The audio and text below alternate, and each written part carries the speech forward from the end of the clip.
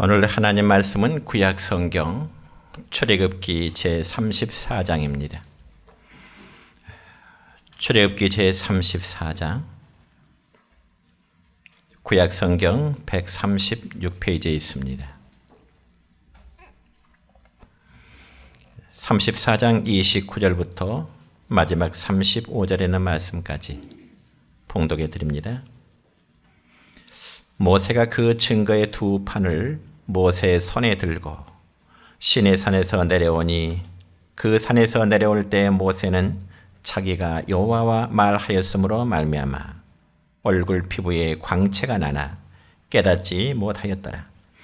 아론과 온 이스라엘 자손이 모세를 볼 때 모세의 얼굴 피부에 광채가 남을 보고 그에게 가까이 하기를 두려워하더니 모세가 그들을 부르매 아론과 회중의 모든 어른이 모세에게로 오고 모세가 그들과 말하니 그 후에와 온 이스라엘 자손이 가까이 오는지라.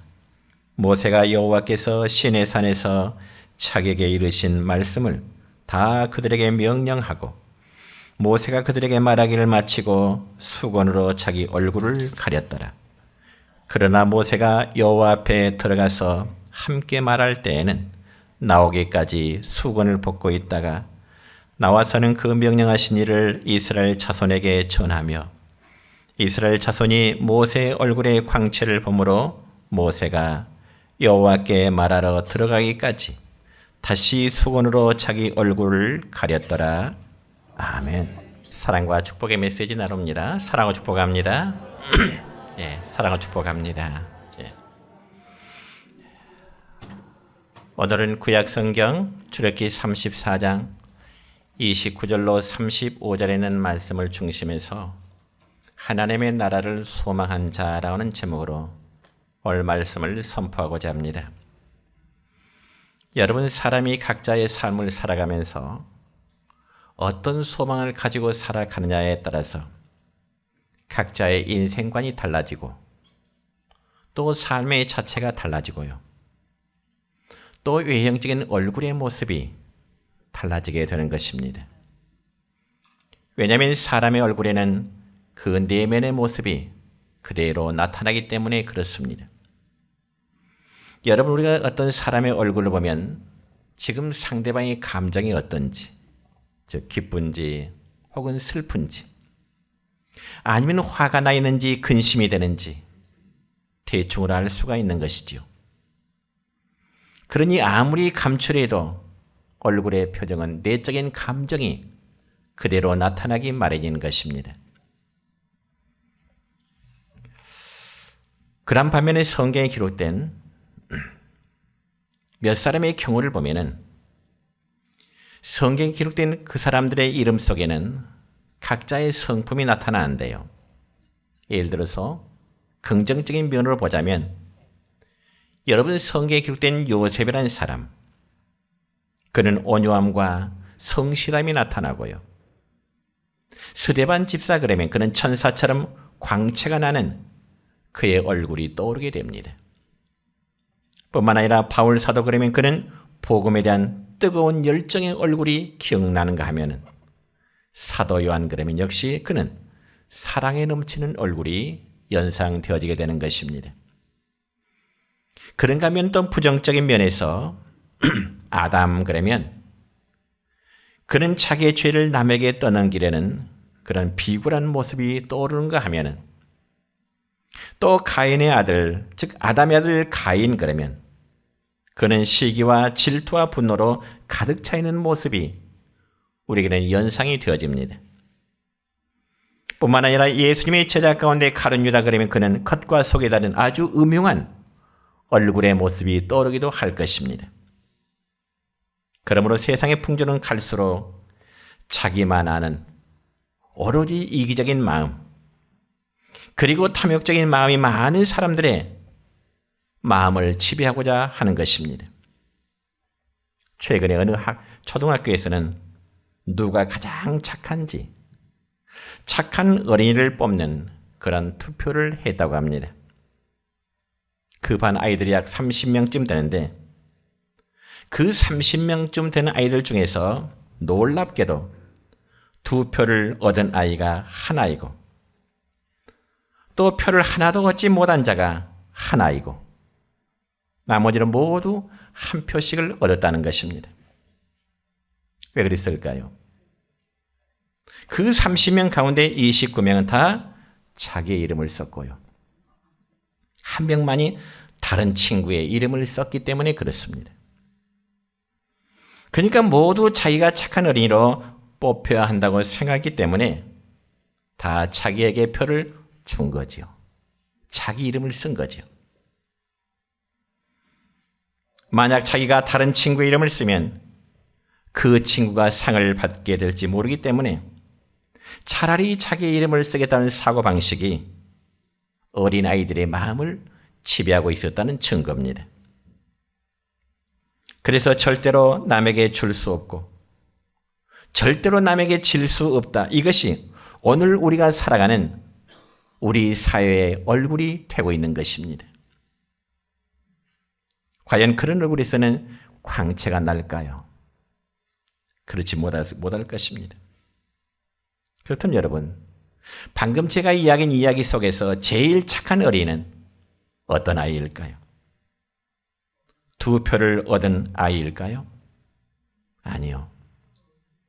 저는 생각하기를 한 표도 얻지 못한 아이가 아마 가장 착한 아이라 제 마음이나 그리고 여러분의 마음도 그럴 것입니다.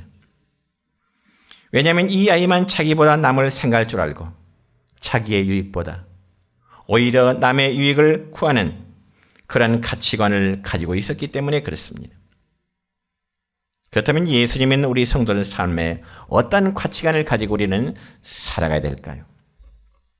오늘 읽은 하나님의 말씀을 보면은 성도들은 하나님의 나라에 소망을 둘 것을 오늘 우리에게 말씀하고 있습니다. 그러면 과연 우리 각자가 하나님의 나라에 소망을 둔 자는 구체적으로 어떤 삶으로 살아야 될 것인가? 첫째는 먼저 수건을 벗는 자의 모습으로 살아가도록 말씀하고 있습니다. 여러분 방금 전에 읽은 본문의 말씀을 보면은 모세라는 사람이 이스라엘 백성들을 거느리고 약속의 땅으로 간 도중에 저 시내산에 올라가 40일 동안 금식하게 됩니다. 그리고 하나님과 대면에 지내다가 산에서 내려올 때 모세의 얼굴에 하나님의 영광의 광채가 드러나게 됩니다. 그러면 범죄한 이스라엘 백성들은 모세의 얼굴에 밝은 광채가 날 때 과연 그 모습을 바라본 백성들의 반응은 과연 어떠했을까요? 이 점에서 오늘 읽은 성경 말씀 본문 30절의 말씀을 보면 이렇게 기록됩니다. 시작. 아론과 온 이스라엘 자손이 모세를 볼 때 모세의 얼굴 피부에 광채가 남을 보고 그에게 가까이 하기를 두려워하더니 아멘. 그렇습니다. 그러니까 백성들은 모세의 얼굴에서 밝은 광채가 나자 감히 모세에 가까이 하기를 그들은 무서워하고 또 두려워했더라 그랬습니다. 그러면서 수건으로 자기들의 얼굴을 가리웠더라 말씀하고 있습니다. 그럼 여러분, 모세의 얼굴에 밝은 광채가 날 때 왜 그를 바라본 백성들의 마음속에 두려워했을까요? 그들은 은혜롭고 영광스러운 사건을 보면서 하나님을 찬양하고 그들 자신들도 그러한 은혜를 사모해야 함에도 불구하고 바로 깨닫지를 못했기 때문에 그렇습니다. 그러므로 이 사건에 대해서 신약성경 고린도후서 3장 16절의 말씀을 보면 이렇게 기록됩니다. 시작. 그러나 언제든지 주께로 돌아가면 그 수건이 벗겨지리라. 아멘. 여러분 이 말씀 가운데 수건이 벗겨지리라 이 원어의 의미를 보니까 영적 지각을 가리는 어두움이 제거된다 그런 뜻입니다. 그러니까 하나님의 서민인 이스라엘 백성들은 그들에게 죄악의 어둠이 이제 가리고 있었기 때문에 광채나는 모세의 그 얼굴을 보고 두려움 속에 떨 수밖에 없었다는 것입니다. 여러분 특히 우리가 과거에 우리의 어린 자녀들을 양육하다 보면은 아이들이 어렸을 때 어떤 행동을 잘못하게 되면 그 아이들이 어떤가요? 엄마 아빠의 눈치를 피하면서 슬슬 피하게 됩니다. 왜요? 자기 스스로의 잘못된 행동을 인정하고 있기 때문에 그렇습니다. 그런 반면에 어린아이들이 그들 스스로 잘했다고 생각되는 어떤 일이라면 모든 사람들로 하여금 시선 받기를 원하게 됩니다. 그렇다면 여러분은 아니 우리 모두는 우리 각자가 행한 죄악 때문에 눈앞에 가려진 수건은 없을까요? 그리고 여러분이 정작 믿음의 눈으로 세상을 바라봐야 할 텐데 죄로 인해서 이 세상을 바르게 볼 수는 없지 않은지요. 여러분 우리는 우리의 영적 시야를 가리는 죄악의 수건을 벗을 줄 알아야 되는 것입니다. 그러면 구체적으로 우리의 영적인 시야를 가로막고 있는 그 수건이란 무엇을 말하는 것일까요? 이 점에서는 허물과 죄요, 어쩌면 이기심과 교만이요, 우리의 아집일 수가 있고요. 때로는 자기 본래의 모습과 다른 위선과 외식하는 모습이 될 수도 있을 것입니다. 여러분 상당히 오래전에 상해에서 인기를 끌었던 반칙광이라는 영화가 있었습니다. 물론 저는 실제로 그 영화를 직접 보지 않았지만 인터넷을 통해서 내용을 살펴보니까 그 내용은 이렇습니다. 영화의 주인공은 어눌하고 소심한 은행원 임태호라는 사람입니다. 영화의 주인공이. 그래서 그 영화의 주인공은 늘 소심하고 무능력해서 하루가 멀다고 상사들에게 늘 이제 얻어 터지는 그런 평범한 직장인이었습니다.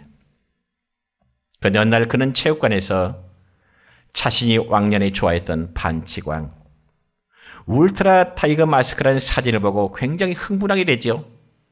얼떨결에 이 임대호라는 사람은 레슬링을 배우게 됩니다.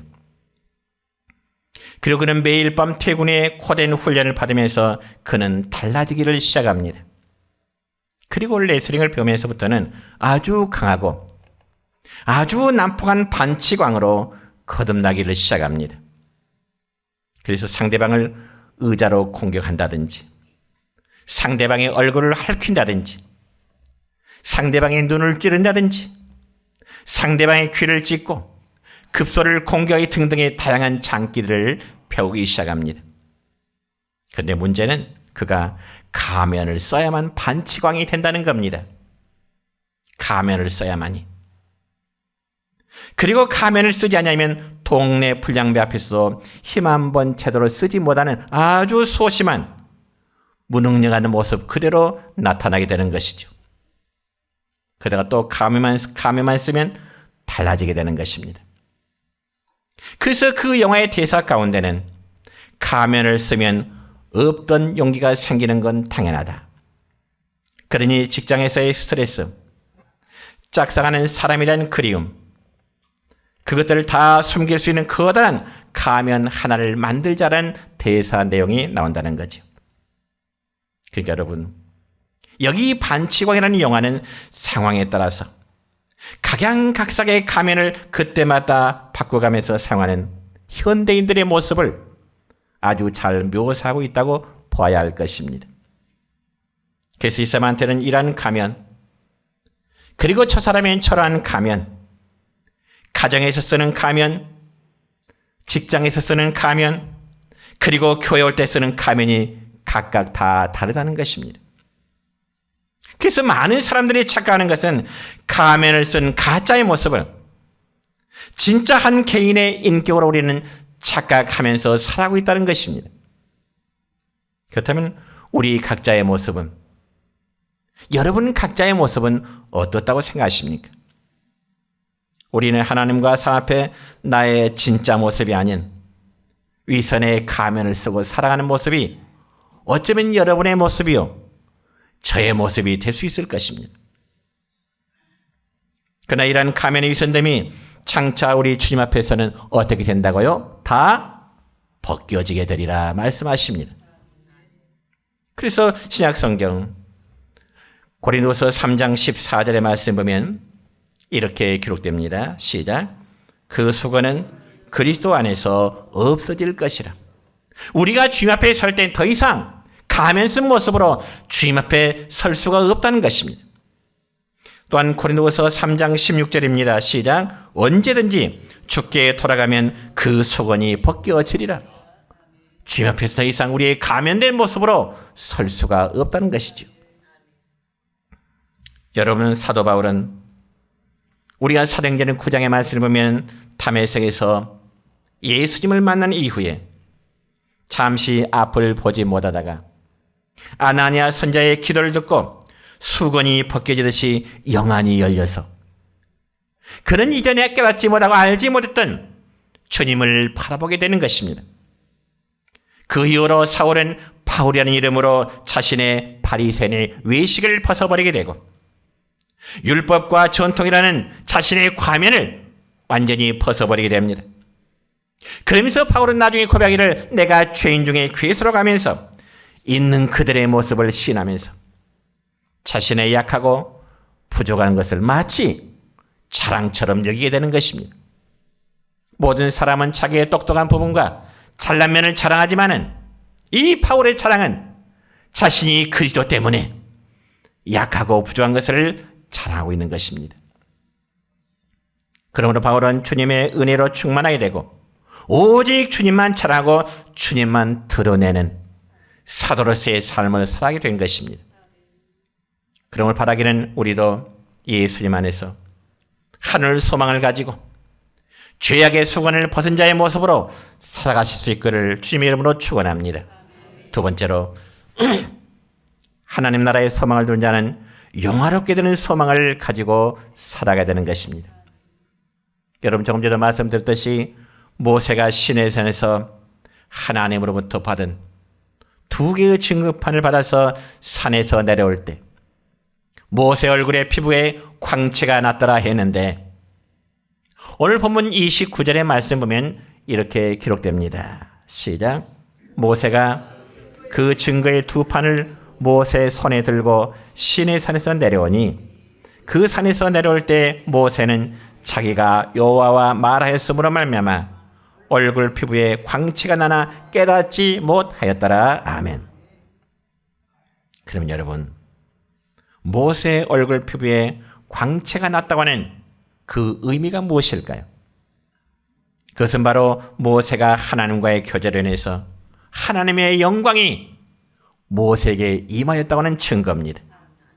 그러니까 모세는 하나님과의 교제로 인해서 하나님의 마음을 헤아릴 수 있게 되었고 하나님께 대한 신뢰와 믿음이 더욱 깊어지게 된 것입니다. 그 결과 모세는 영광스러운 하나님의 도구로 쓰임 받을 수 있었던 사실 여러분 믿으시길 바랍니다. 여러분, 실제로 모세는 이스라엘 백성들이 광야 생활할 때에 문제가 생길 때마다 모세의 믿음과 중보 기도로 인해서 문제가 해결되는 사건들이 여러 차례 있었습니다. 그래서 송아지 우상으로 인해서 이스라엘 백성들은 하나님의 진노로 인해서 광야에서 멸절되는 위기를 만났을 때도 모세가 하나님 앞에 간절히 기도하는 중보 기도로 인해서 위기를 넘길 수 있었던 그러한 경우도 있었습니다. 여러분, 모세뿐만 아니라 우리가 신약 성경에 보면은 모세와 같이 비싼 사람이 또 한 사람이 있습니다. 그가 누구인가 하니 우리가 사도행전을 보면 바로 스데반이라는 집사님이십니다.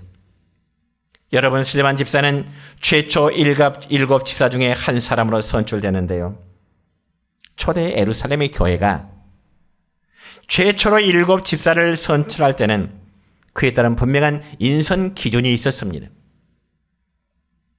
그래서 그런 인선 기준에 합당한 자 중에 한 사람이 바로 스데반 집사님인데요. 그러면 과연 초대 예루살렘 교회에 집사로 세움을 입을 수 있는 인선의 기준이 무엇일까? 이 점에서 사도행전 6장 8절의 말씀 볼까요? 이렇게 기록됩니다. 시작. 스데반이 은혜와 권능이 충만하여 큰 기사와 표적을 민간에 행하니. 아멘. 또 6장 15절입니다. 시작. 공회 중에 앉은 사람들이 다 스데반을 주목해 보니 그 얼굴이 천사의 얼굴과 같더라. 아멘. 이게 바로 영화롭게 된 스데반 집사님의 모습입니다. 그러니까 스데반 집사는 당시 교회 안에 문제가 되었던, 즉 교회 안에서 과부들을 구제하는 일을 잘 감당함으로 교회 내에 분쟁의 문제를 잘 해소했던 것이죠. 그 결과로 교회가 붕하게 되고 예루살렘 교회의 숫자가 더 많아지게 되었더라 말씀하십니다. 여러분, 요한복음 11장에 보면은 나사로가 죽은 지 4일 만에 예수님에 의해서 다시금 살아났던 사건이 있습니다. 그리고 그 나사로 때문에 많은 사람이 예수님을 믿게 되었다는 역사가 기록되어 있습니다. 그렇다면 이러한 모습들이 오늘날 우리 모든 성도들이 바라는 소망이 되어야 할 줄 믿습니다. 교회 안에 영화롭게 된 성도 때문에 교회가 평안하고 교회가 부흥하고 목회자와 다른 성도의 관계가 아름답게 이어질 수 있는 그런 매개체가 된다면 얼마나 복된 일이 되겠습니까? 그러므로 우리 모든 성도들이 영화롭게 되어서 영화로운 자리에 설 수 있기를 축원합니다. 여러분, 실제로 미국에 이런 이야기 있습니다. 미국에 남북 전쟁이 있었지요. 그래서 남북 전쟁 당시에 미국의 애틀란타 근처 산악지대에서 치열한 전투가 있었는데요. 그 전투 중에 북측의 젊은 장교가 중상을 입은 채 쓰러지게 됩니다. 그런데 마침 위생병에 보니까 그 장교는 이미 죽었을 것이다. 그냥 지나쳐 버렸습니다. 그러나 젊은 장교의 아버지 어머니는 전쟁에 나간 아들을 위해서 날마다 기도했겠지요. 그러나 불행히도 전쟁 중에 부상을 당하고 중상을 입게 된 것입니다. 물론 그 젊은 장교 역시 어렸을 때는 주일학교에 다니면서 기독교의 신앙을 배운 자입니다. 그런데 그가 점점 성장하면서부터는 성격이 과격해지게 되고요.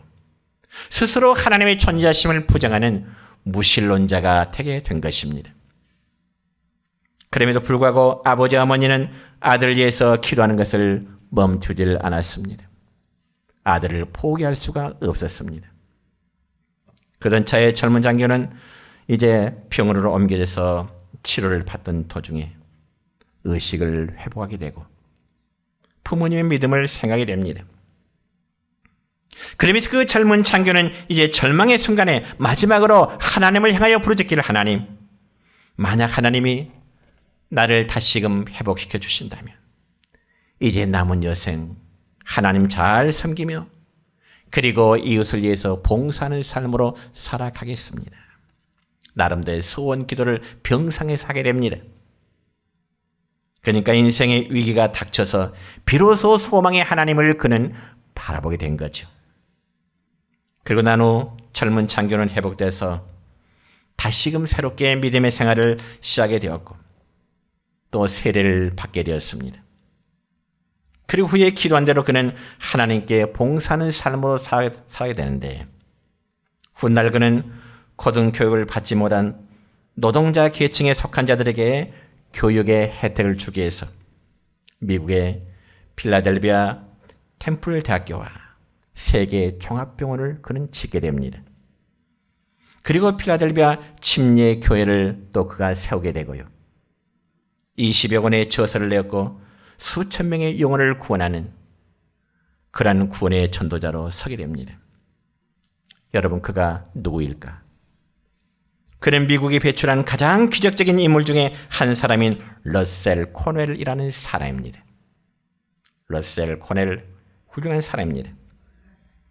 이처럼 하늘의 영광스러운 소망이 그에게 임하였을 때는 그가 하나님께 그리 쓰임받는 도구로 쓰여지게 된 것입니다. 그렇다면 이제 우리 모두도 영화롭게 되기를 소망하며 사는 성도를 되시기를 축원합니다.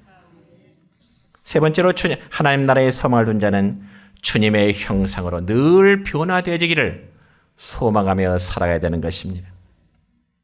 여러분, 예수 믿는 성도의 삶은 날마다 변화되어져야 되는 것입니다.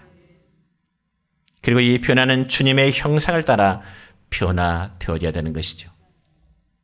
그래서 신약성경 고린도후서 5장 17절의 말씀 보면 바로 이런 말씀이 있습니다. 시작. 그런즉 누구든지 그리스도 안에 있으면 새로운 피조물이라 이전 것은 지나갔으니 보라 새 것이 되었도다. 아멘. 여러분, 우리의 옛사람 옛풍습은 다 악한 영의 지배를 따라와 살아왔던 우리들의 모습이었습니다.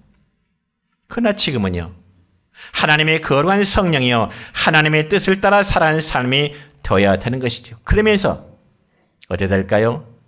피어나던 삶의 열매들이, 믿음의 선한 열매들이 맺혀져야만 되는 것입니다.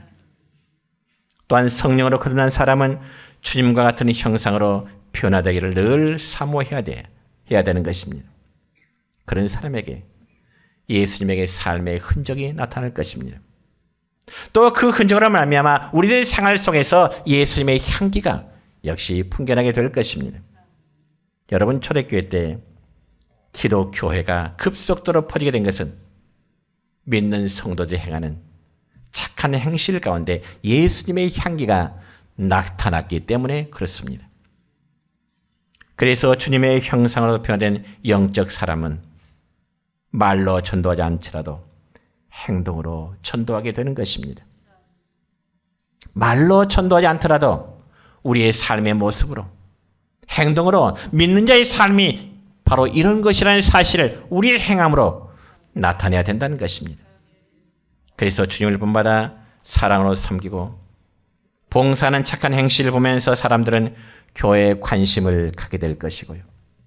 나도 예수 믿고 싶어하는 그런 마음을 갖게 될 것입니다.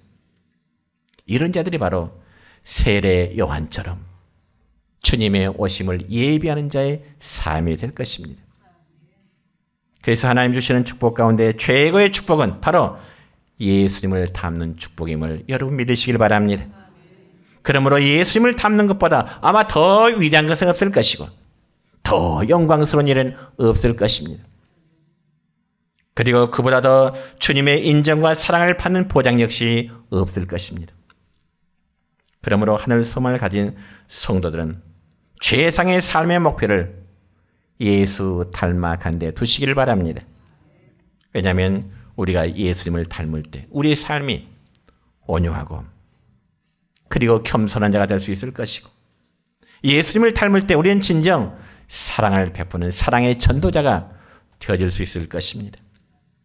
뿐만 아니라 예수님을 닮으면 닮을수록 비난과 비판의 소리가 작아질 것이고 다른 사람을 감싸지 않게 될 것이고 이해하고 사랑하는 사람을 살다가 주님과 함께 영원한 하늘 영광 가운데 교제를 나눈 자가 되어질 것을 믿으시기 바랍니다. 이런 실적인 이야기를 하나고 말씀을 맺습니다. 여러분, 복음의 전도자 그러면 D.L. 무디 목사님, 훌륭하신 목사님이십니다. 무디 목사님. 그런데 무디 목사님은 임종이 전에 마지막 천국의 환상을 보았다는 거죠. 그리고 환상을 잠깐 깨어난 후에 무디 목사님은 자녀들에게 이런 말을 남겼습니다.